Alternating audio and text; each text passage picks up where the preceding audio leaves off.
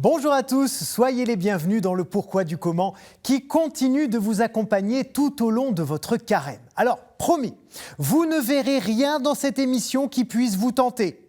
Ni nourriture, ni alcool, ni images de fêtes endiablées, rien du tout. C'est pas du tout le genre de la maison en plus. Non. En revanche, vous savez que le carême est une période de 40 jours avant Pâques, sans compter les dimanches bien sûr, et qui fait écho au combat du Christ contre les tentations du diable dans le désert.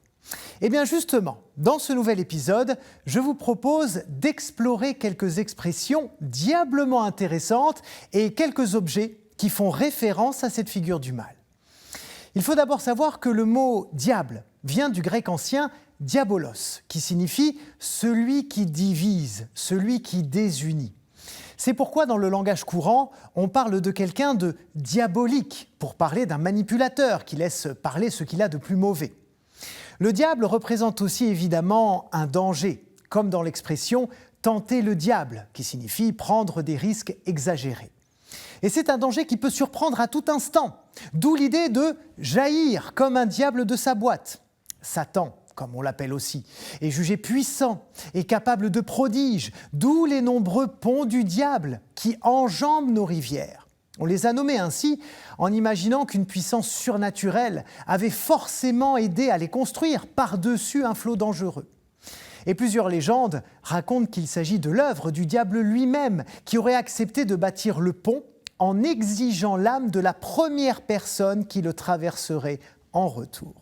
En tout cas, et de façon peu chrétienne, il faut bien le dire, certains n'hésitent pas à envoyer au diable ceux qui les agacent. On les envoie même très loin, au diable Vauvert. Alors ça, c'est une très vieille expression qui signifie se rendre dans un endroit lointain et difficilement accessible.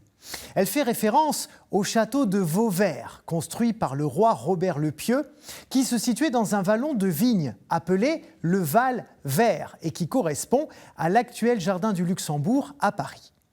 La légende raconte que des actes blasphématoires y étaient commis et que le diable y habitait depuis que Robert le Pieux avait été excommunié pour des raisons politiques par le pape Grégoire V.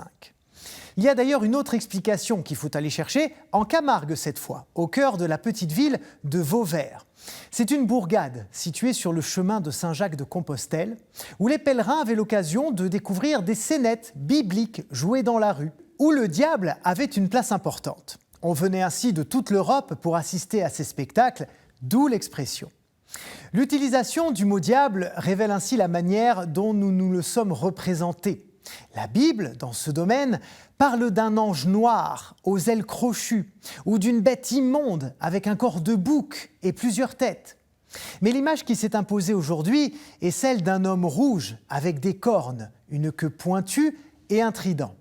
C'est pourquoi on a nommé diable ce chariot très utile qui est souvent bleu ou rouge et qui a toujours ses deux cornes pour décupler nos forces et soulever l'insoulevable. Et si dans l'Antiquité, l'enfer était plutôt imaginé froid et désolé, beaucoup plus tard, on l'a représenté rougi par les flammes. C'est pour cette raison qu'on a nommé diable une sorte de cocotte en argile qui permettait de cuire les aliments à l'étouffer et qui a pris cette dénomination parce qu'on l'a plongé dans les flammes de la cheminée de la maison. Voilà, chers amis, cette fois, je crois qu'on est complet. Merci beaucoup d'avoir suivi cette émission et je vous dis à la semaine prochaine. Ciao.